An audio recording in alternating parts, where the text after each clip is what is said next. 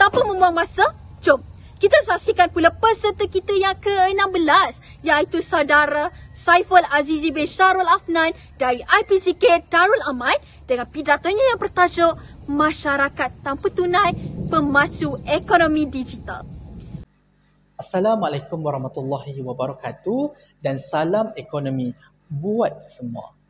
Jambatan apresiasi dikalungkan kepada insan segak saudara pengacara, saf pengadilan bijak-bijak belaka seterusnya, warga maya bervisi, ekonomi tercinta. Saudara, sejak 1876 telefon dicipta, manusia tidak pernah berhenti berevolusi, tidak pernah lelah memajukan diri, tidak pernah ketinggalan arus modernisasi. Itulah realiti. Kita sekarang berada dalam dunia digitalisasi. Maka, dek rasa cinta kita kepada ekonomi, ayuh beralih pandang kepada coretan tinta, melangkah ke gedung bicara. Masyarakat tanpa tunai, pemacu ekonomi digital. Saudara, masyarakat tanpa tunai menurut makalah The World Economy ialah konsep ekonomi yang melibatkan urus niaga kewangan yang dilaksanakan dalam format elektronik. Masyarakat tanpa tunai menjalankan transaksi menggunakan kad debit, kad kredit, dompet mudah alih dan perbankan internet. Rujukan utama Kamus Dewan Bahasa dan Pustaka, pemacu, didefinisikan sebagai faktor atau unsur yang memesatkan sesuatu kegiatan dan menyebabkan pembangunan. Dalam erti kata lain, pemacu ialah penggerak ke arah sesuatu. Ekonomi digital oleh Malaysia Digital Economy Cooperation (MDEC) ialah aktiviti dan transaksi yang digerakkan untuk mengadaptasi teknologi dan perkhidmatan digital dalam sosioekonomi. Rangkumannya, derap masyarakat tidak lagi menggunakan kaedah transaksi konvensional tunai ialah penggerak utama ke arah kita mendigitalisasikan kegiatan ekonomi. 3 perspektif akan saya bawa bagi membuka minda semua. Saudara, masyarakat tanpa tunai mudah dan cepat, ekonomi digital menghebat. 5 Ways Technology Makes Life Easier oleh Reader's Digest telah menyatakan bahawa dalam digitalisasi ini memudahkan dan mempercepatkan sebarang akses kepada sesuatu. Itulah fitrah ekonomi digital. Mudah dan cepat, tak sempat merasa penat, urusan sudah tamat. Masih ingat, semasa Makcik Kiah membeli barang dan juruwang perlu untuk mengira tunai pembayaran dan baki. Makcik Kiah pula perlu untuk bergelut memasukkan baki kembali ke dalam poket. Lambat betul. Kasihan Makcik Kiah. Lihatlah, betapa urus niaga konvensional sekecil ini memerlukan wang tunai dan memakan masa. Namun, berbekalkan sekeping plastik berchip tinggi, hanya perlu seret senang hati, barang dibeli, masa dijimati. Transaksi menjadi lebih mudah dan cepat. Anda dulu duit perlu dikilit merata-rata, kini hanya imbas kod QR sahaja. Tidak perlu lagi sorokkan duit shilling apabila ditanya. Satu kajian The Diary of Consumer Payment Choice 2020, 81 daripada responden Amerika Syarikat lebih memilih pembayaran menggunakan kad semasa membeli belah. Pilihan ini dibuat atas alasan bahawa urusan jual beli menggunakan kaedah tanpa tunai lebih melancarkan transaksi dan menjimatkan masa membeli. Saudara, masyarakat tanpa tunai rendah risiko, ekonomi digital terus masyhur. Menurut World Economic Forum, trend ekonomi tanpa tunai berupaya mengurangkan pelbagai jenayah melibatkan wang seperti ragut, rompak dan mencuri. Apabila masyarakat keluar ingin melakukan transaksi, tunai tidak dibawa. Risiko berhadapan dengan jenayah ini hampir tiada. Jika dahulu, penjenayah rompakan melihat wang tunai bagai beruk berjumpa pisang masak setandan. Hari ini, tanpa tunai hanya berbekalkan kepingan kad debit dan kad kredit, peluang gelap itu ditutup rapat. Penjenayah nak mencuri pun tak sempat. Besar jangan disangka bapa, kecil jangan disangka anak. Kad debit yang kecil itu juga dilengkapi dengan pelbagai ciri-ciri eksklusif bagi mengelakkan disalahguna. Andai kata dicuri, yang masih selamat. Hanya RM250 had penggunaan sentuh. Menurut Federal Trade Commission, syarikat perbankan menyediakan talian bebas tol 24 jam seminggu untuk laporan kehilangan dan kecurian kad bank.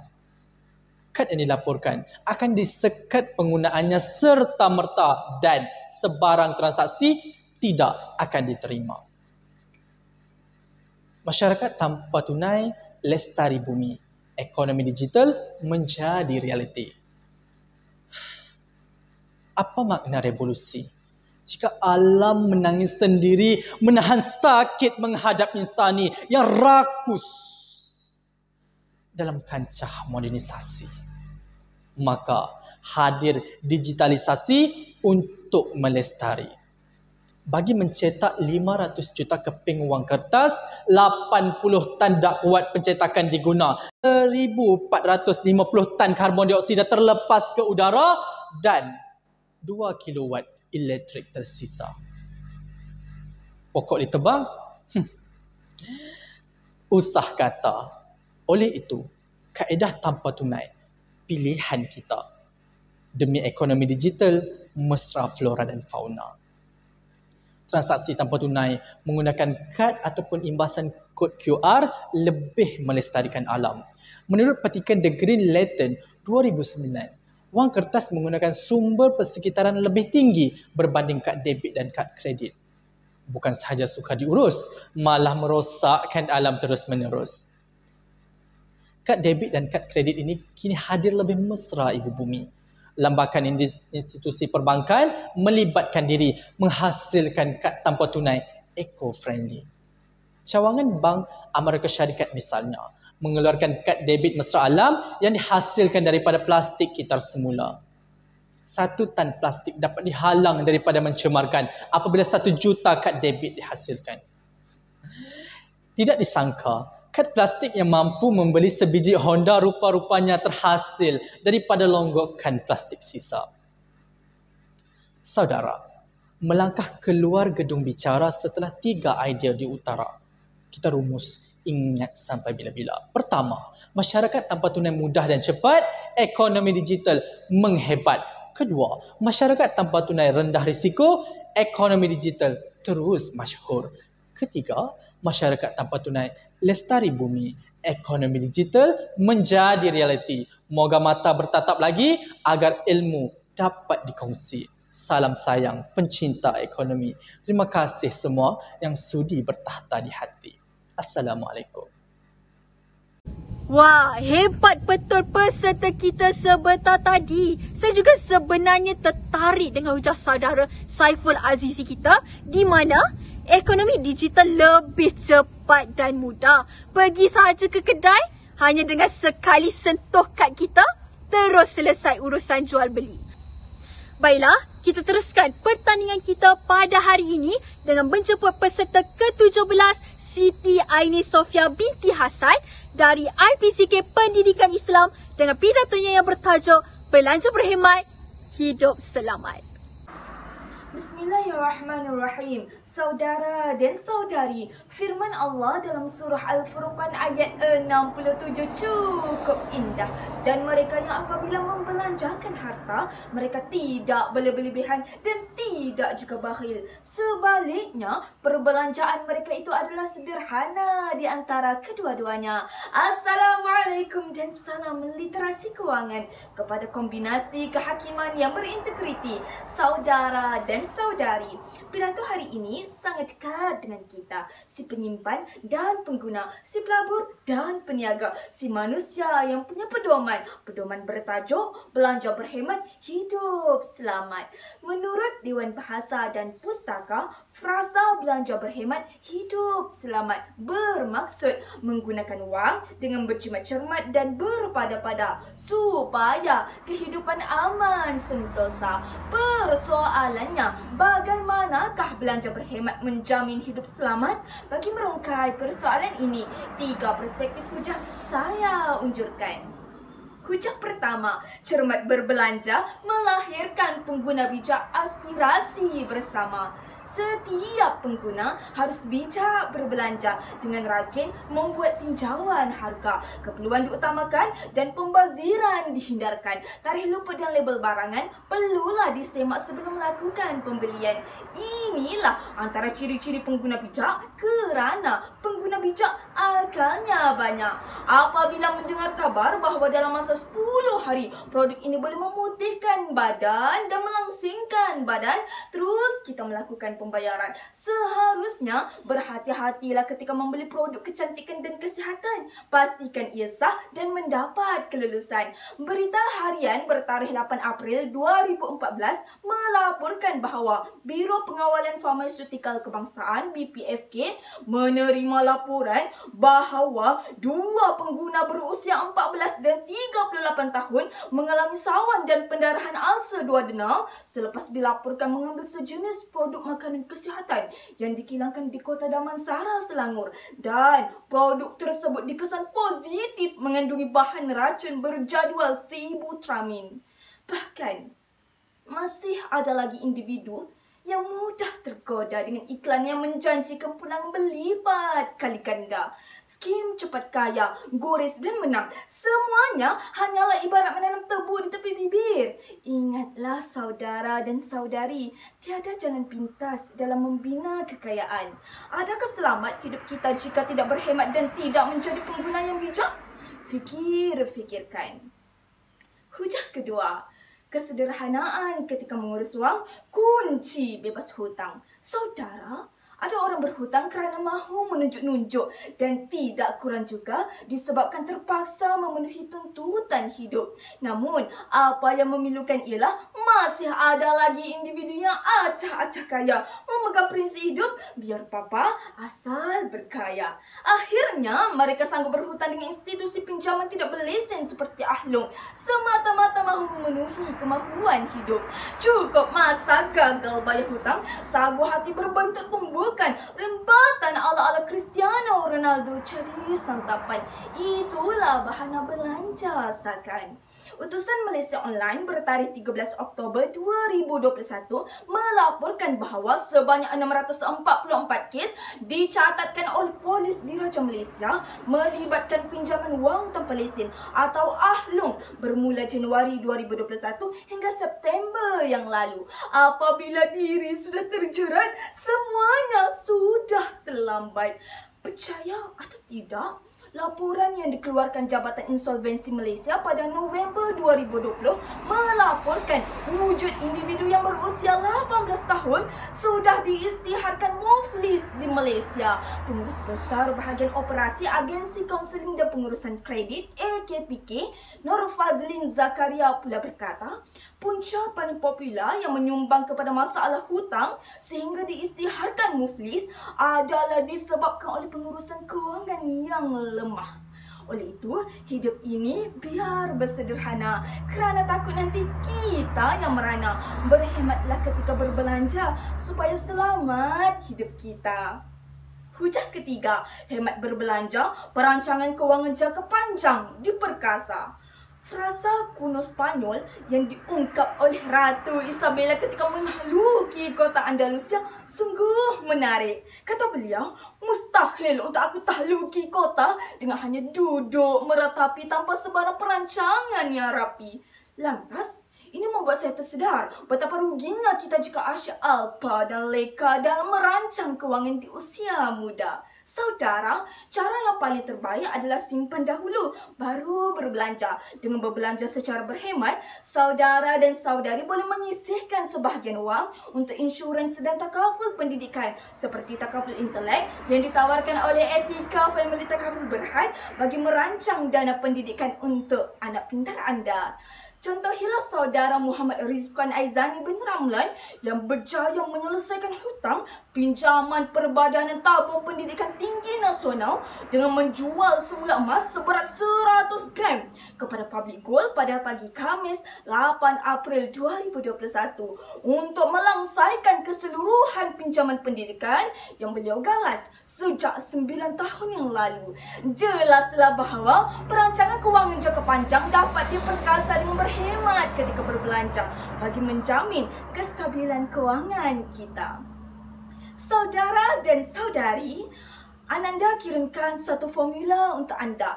Tatkala nilai kesederhanaan mula diuji, ingatlah HEMAT, hemat. H, hadkan perbelanjaan dengan memisahkan perbelanjaan keperluan dan kemahuan. E, elakkan hutang yang tidak perlu bagi mengelakkan masalah kewangan. M, melabur di platform yang kurang berisiko dan menguntungkan.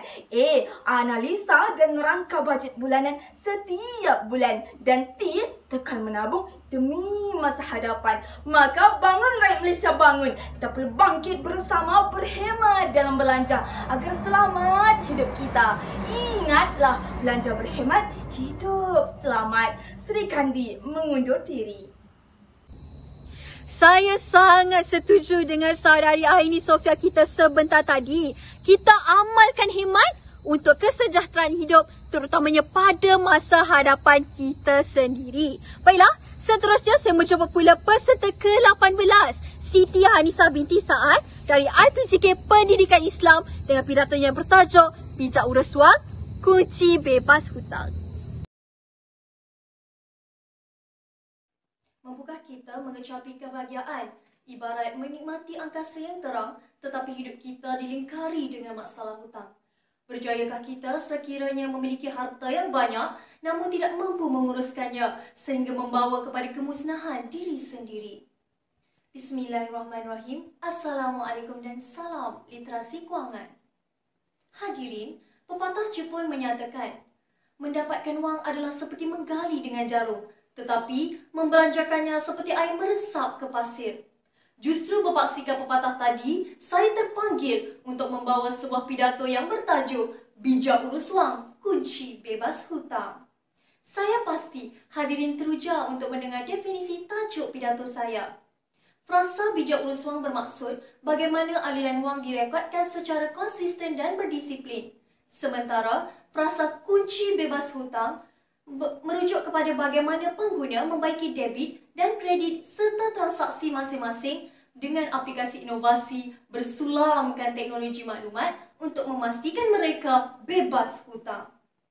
Benarlah kata Charles A. Jaffer dalam makalahnya, bukan gaji yang membuatmu kaya, tetapi cara kamu berbelanja. Rumusnya, jika kita bijak, disiplin dan konsisten dalam mengurus aliran wang, hidup kita akan terbilang tanpa hutang. Hadirin, kupasan tentang tajuk pidato saya bertitik tolak kepada 3 entiti, iaitu pertama, perancangan kewangan konsisten, kedua, transaksi tunai, dan ketiga, pelaburan. Hadirin sekalian, di malakata yang pertama, perancangan kewangan konsisten, kehidupan sistematik. Pepatah ada mengatakan, orang yang gagal merancang sebenarnya merancang untuk gagal. Hal ini terbukti benar melalui statistik agensi kaunseling dan pengurusan hutang. Faktor utama yang menyumbang kepada masalah hutang ialah pengurusan kewangan yang lemah, iaitu sebanyak 22.6%. Sedarkah hadirin, perancangan kewangan adalah satu pelan yang melibatkan aspek berikut, iaitu pengurusan diri, aset dan dana. Misalnya, Jeff Bezos, jutawan terkenal, pengasas Amazon, mula membuat hala tuju kewangannya pada usia 31 tahun.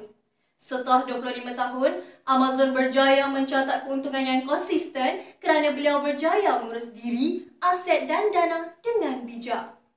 Kajian menunjukkan jutawan Jeff Bezos mengaplikasikan teori Q dalam merancang pelaburan perniagaannya. Menurut teori Q, hubungan antara pelaburan dan pasaran perlu diteliti menerusi analisis aliran tunai dan stok. Hal ini berbeza sekiranya kewangan tidak dirancang dan teori Q diabaikan. Tahukah anda, legenda terkenal Brazil, Ronaldinho, bintang Barcelona yang berharga jutaan euro, turut terperangkap dalam kemelut hutang.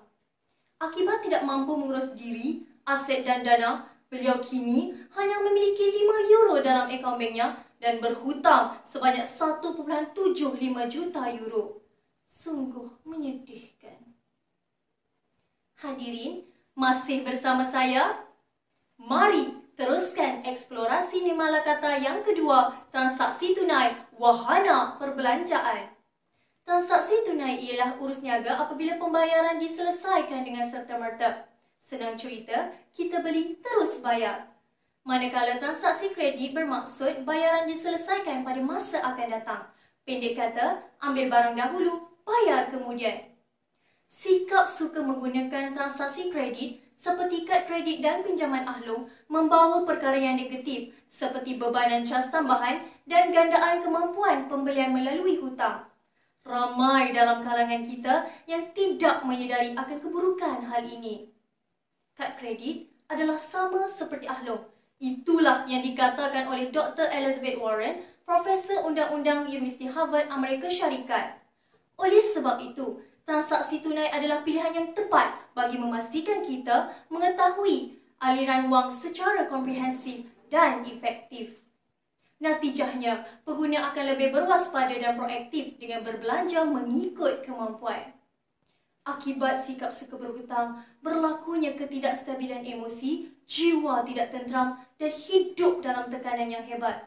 Justru jelaslah bahawa transaksi tunai atau pembelian secara tunai merupakan wahana perbelanjaan yang tepat, bukannya kad kredit mahupun pinjaman ahlong.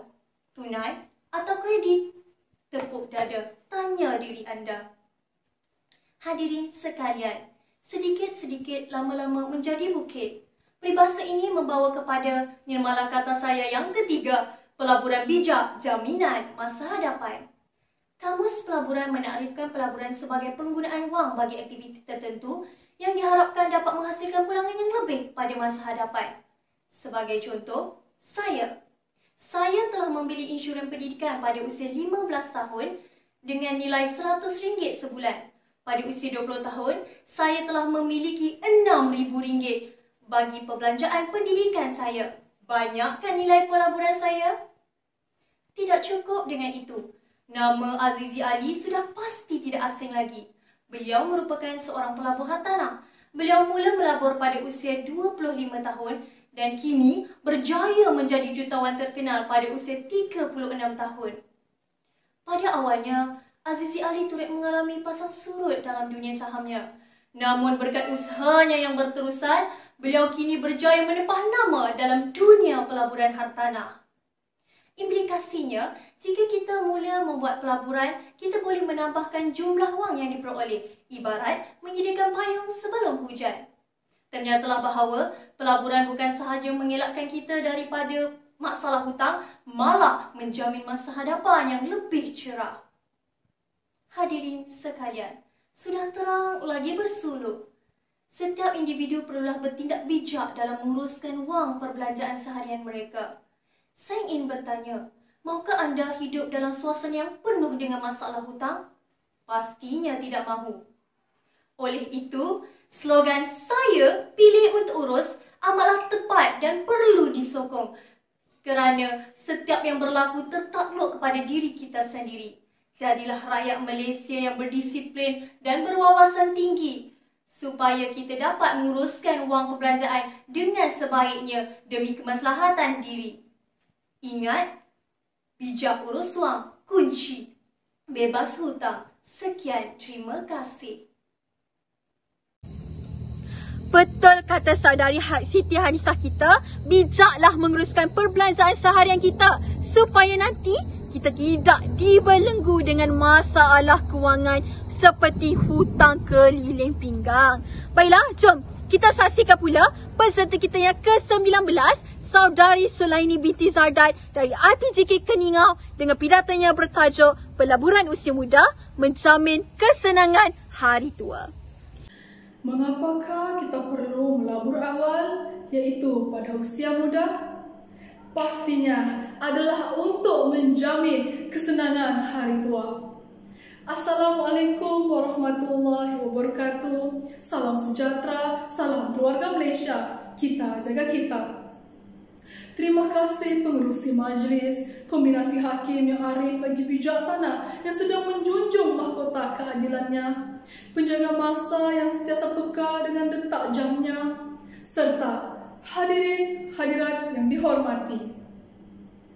Saya mohon akan konsentrasi hadirin sekalian selama 7 minit bagi memfokuskan kepada pidato yang akan saya sampaikan bertajuk pelaburan usia muda menjamin kesenangan hari tua.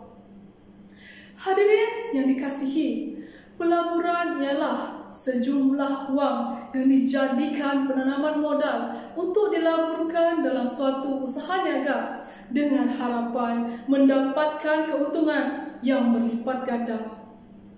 Dalam bahasa mudah, pelaburan ialah salah satu cara untuk kita jana pendapatan menggunakan sejumlah wang yang kita ada. Manakala dalam bahasa ekonomi, pelaburan ialah apabila kita membeli sesuatu benda yang tidak digunakan pada hari ini semata-mata untuk mendapatkan keuntungan pada masa akan datang. Terdapat berbagai jenis pelaburan, yaitu pelaburan dalam hartanah, pelaburan saham, pelaburan bond, dan pelaburan dana unit amanah. Untuk lebih mendalami tajuk ini, akan saya kupaskan dua persoalan.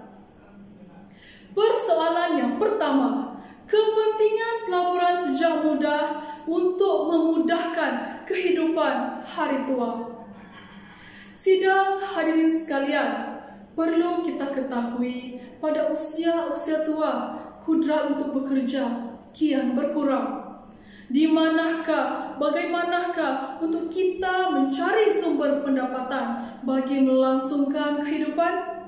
Hal inilah yang menjadikan pelaburan itu penting untuk kita lakukan pada usia muda, kerana ianya akan menjadi sumber pendapatan kita kelak nanti.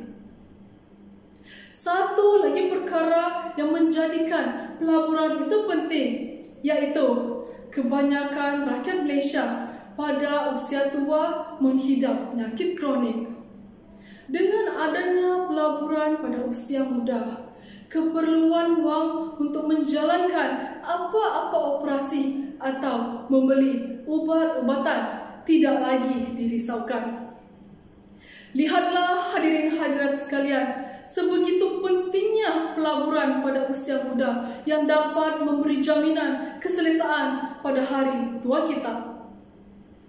Persoalan yang kedua, bagaimana pelaburan sejak muda dapat menjamin keselesaan hari tua? Hadirin yang budiman, pelaburan bukannya untuk menjimatkan wang, tetapi menghasilkan wang. Asalkan ada duit dalam bank, telah pun dikira sebagai simpanan. Itulah tanggapan masyarakat kita, sehingga tidak sedar kehilangan peluang keemasan untuk mengembangkan wang yang dimiliki bagi kesenangan hari tua.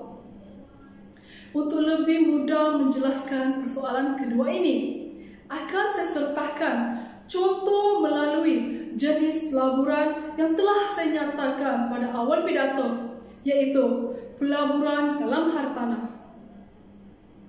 Umumnya, pelaburan hartanah ialah pelaburan yang dibuat dengan membeli satu jenis hartanah khas untuk mendapatkan keuntungan hasil daripada pembelian tersebut, sama ada untuk aliran tunai atau kenaikan harga hartanah.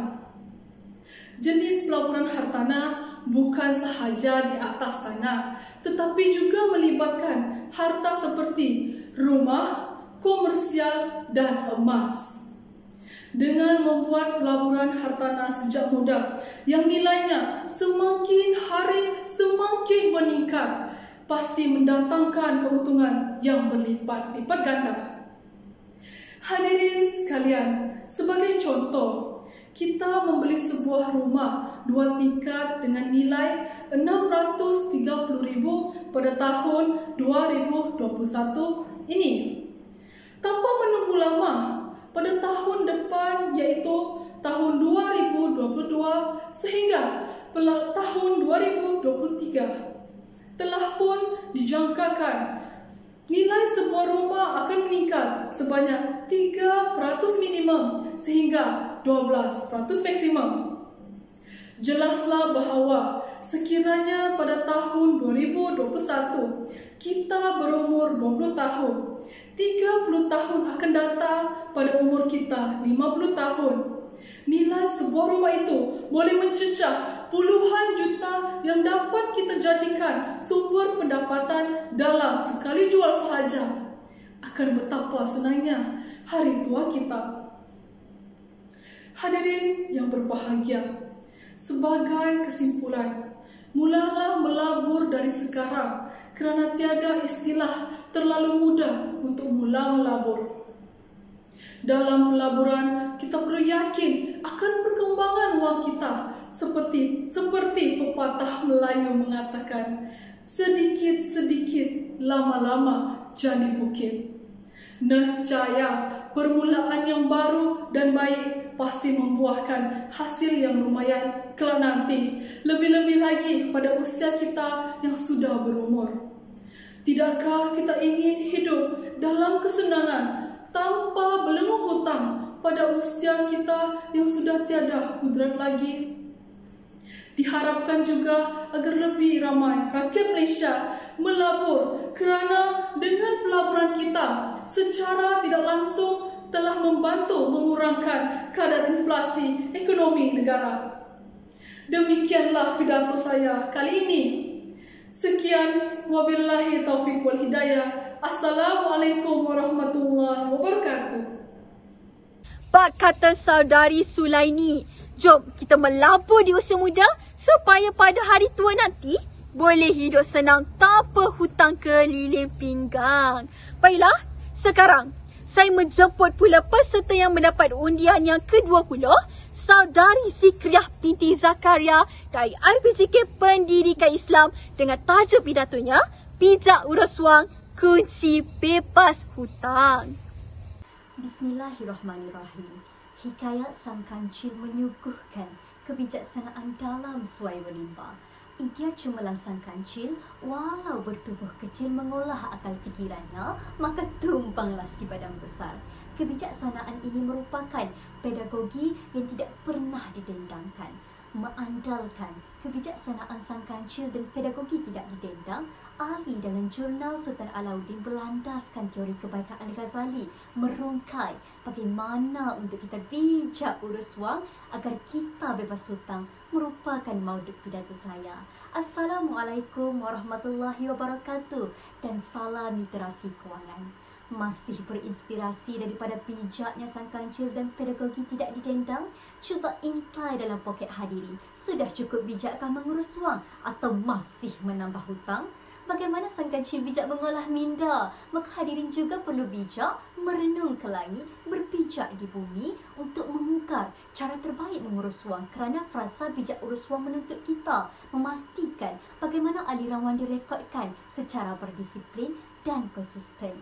Bijaksana Sang Kancil tiada tandingan, bebas berpedagogi seluruh belantara. Maka hadirin, ayuhlah kita teladani pedagogi Sang Kancil dengan membaiki debit dan kredit, transaksikan kewangan hadirin dengan inovasi, sulamkan pula dengan teknologi maklumat. Pasti hadirin akan mendapat kunci untuk bebas hutang.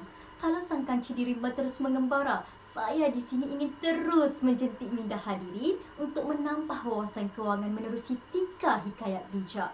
Pertama, bijak perancangan kewangan. Kedua, bijak pelaburan. Ketiga, bijak kawal hawa nafsu. Hikayat pertama, bijak perancangan kewangan. Kerana bijak, Sang Kancil mencapai matlamatnya menyeberangi sungai secara mengetuk kepala buaya dengan kiraan 1, 2, 3 lekuk. Maka hadirin, agar terus bijak untuk mengurus wang, kita perlu ada 1, 2, 3 lekuk asas dalam merancang kewangan. Seperti gagasan Gateman dalam Jurnal Pengguna Malaysia. Pertama, berbelanjalah kurang dari pendapatan. Kedua, rancang perbelanjaan dengan realistik. Yang ketiga, hiduplah bersederhana. Jangan sanggup papa asal bergaya. Pedagogi Gubernur Negara pula merujuk strategi literasi kewangan, menasihatkan kita berbelanjalah ikut pelan. Jangan lupa menabung. Dan yang ketiga, tingkatkan pengetahuan kewangan. Sesuai dengan pedagogi bijak itu, 98 Jurnal Pengguna Malaysia merumuskan andai asas perancangan kukuh, pasti stabil gaya hidup. Ironinya hadirin, Malaysia mengasaskan perancangan kewangan menerusi belanjawan 2020 dengan matlamat memaksimumkan impak pertumbuhan ekonomi. Namun hadirin, Malaysia mewarisi beban hutang melebihi 1.1 trilion peninggalan kerajaan terdahulu. Mengapa berlaku demikian? Kerana pedagogi bijak sang kancil diabaikan. Baju yang diukur bukan saiz badan sendiri. Berbelanja lebih dari pendapatan. Hadirin, maka pahit manis telah saya kongsikan. Jendela hikayat pertama iaitu bijak perancangan kewangan menjadi landasan untuk kita bijak urus wang agar kita bebas hutang. Hadirin, hikayat kedua, bijak pelaburan. Kita terus berpedagogi bijak seperti sang kancil kerana pandemik COVID-19 mengaktifkan minda kita agar bijak melabur untuk kesihatan dan ekonomi seperti saranan Hakimah dalam Jurnal Ekonomi Malaysia 2020. Hadirin, hikayat ini memastikan agar kita bebas hutang dengan meneliti surat Warren Buffett kepada semua pelabur. Andai kesihatan diabaikan, pasti terjerumus jalan. Andai ekonomi mewarnai mentaliti, hidup bahagia, syarat simpanan. Hadirin, akui Tan Sri Dr. Nur Hisham, untuk seimbang antara kesihatan dan ekonomi memang cabaran. Cabaran itu menuntut survival, persis sang kancil dirimba. Sebagai contohnya, syarikat gergasi Genting Berhad, Hotel Sheraton, Asia turut terpalit padah. Ramai yang hilang pekerjaan. Ibarat kapal karam di lautan, gelisah, tiada pelaburan. Moratorium, Air Lestari, bantuan prihatin nasional, ibarat lentaran pelampung buat mereka yang sedang terkapal kapal. Dalam terkapal kapal, panik dek pandemik, hilang kebijakan fikiran, membiarkan diri mereka dibelenggu dengan hutang, tertipu oleh skim penipuan pelaburan. Percaya atau tidak, itulah realiti. Hadirin, dengar amarah angin kencang, waspada penipuan dengan logo ASMP. Kononnya hadirin, labur 100 dapat 1 juta. Jangan jadi tipah yang tertipu di iklan pelaburan internet. Rujuk penasihat kewangan bertauliah. Pesanan penaja kita, hati-hati dek, takut terpedaya. Banyak skim pelaburan yang tidak sah. Kata Abang Polis Diraja Malaysia, hampir sejuta individu kerugian disebabkan skim penipuan pelaburan. Maka hadirin, pilihlah pelaburan bijak di pasaran. Beli stok, bond, dana dan lain-lain.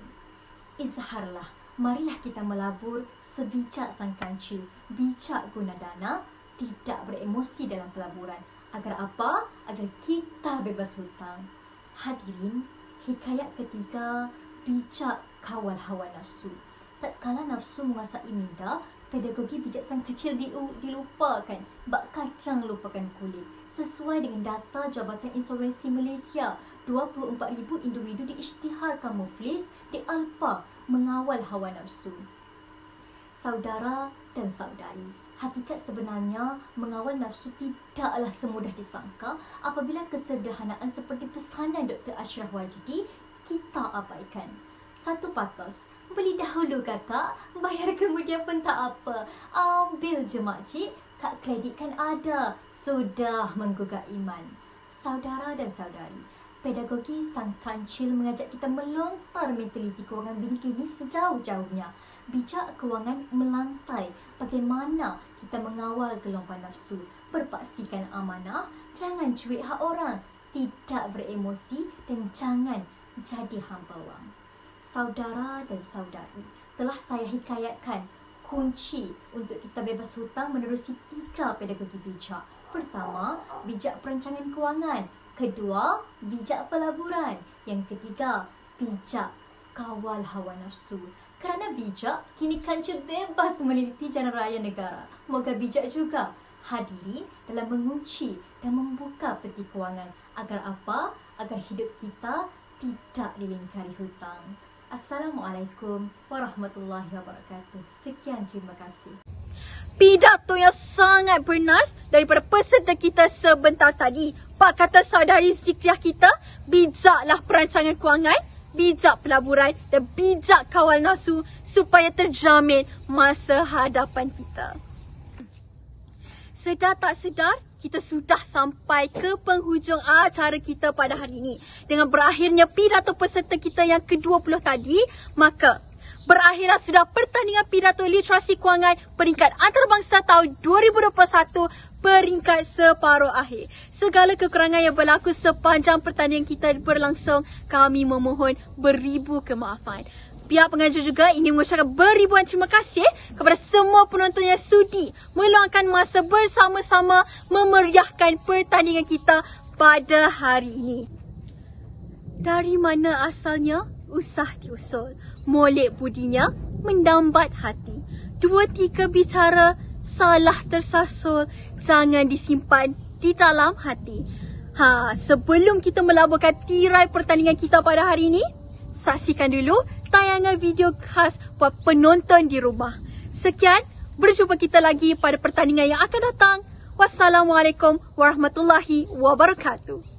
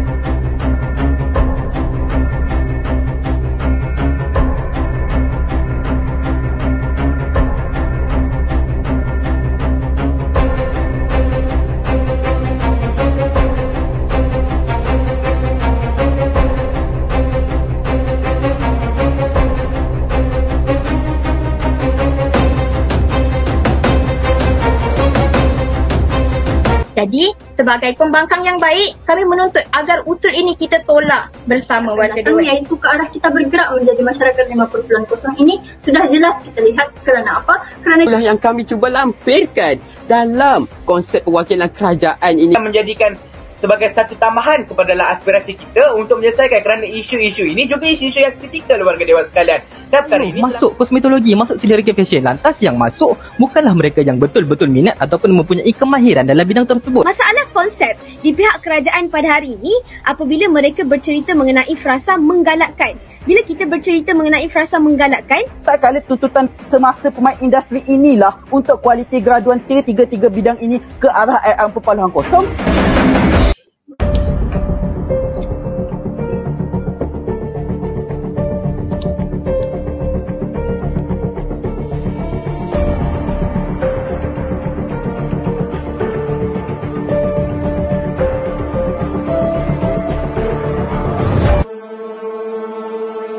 Saya nak tanyalah, macam mana anda ingin mengenal pasti orang yang ada masalah mental ini?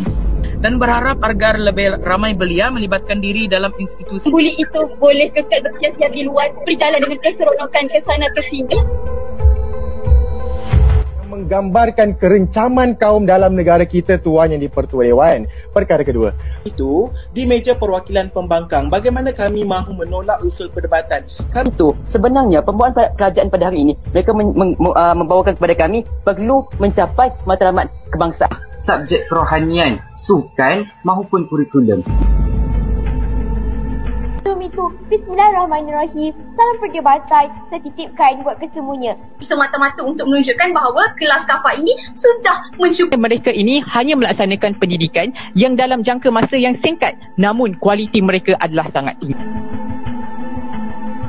Ia masih lagi tidak akan memberikan jalan penyelesaian mustahak kepada masalah obesiti. Oleh itu, kami terangkan anda dua isu utama. PJK ini sehingga kita mampu untuk menyelesaikan isu obesiti ini seperti mana PJK mampu buat. Sebab itu Mereka tidak langsung merisaukan soal Pipit sudah menjadi rimau Tuan di-Pertua. Bagi pihak kerajaan langsung tidak menceritakan belia kerajaan. Dan pada hari ini Tuan di-Pertua, kalau kita ada masalah dengan COVID-19 sekalipun, kita... Yang berhormat, dari segi isu guru ganti, sekarang ni sekolah ada ke masalah pengurusan guru ganti? Respon? Ini anda ingin melihat produktiviti MMI ataupun produktiviti kepada sarana ibu bapa? Punyai dana tersendiri tuan-tuan dan puan-puan sekalian. Maka kayu ukur pertama warga dewasa sekalian, iaitu kemampuan dan kelebihan Ustaz Famous dan Akron TikTok ini dalam melaksanakan sistem pendidikan norma baharu. Kerana kena melihatkan pada hari ini Kaizen inilah mempunyai ciri-ciri melaksanakan sistem pendidikan norma baharu, iaitu yang pertama sudah saya jelaskan, mohon cakna di pihak sana. Yang pertama, pematuhan SOP. Yang kedua, takbiran, termasuklah dalam menguruskan sesuatu polisi atau menguruskan sesuatu perkara hadirin sekalian. Ianya adalah untuk menguruskan sesuatu organisasi melalui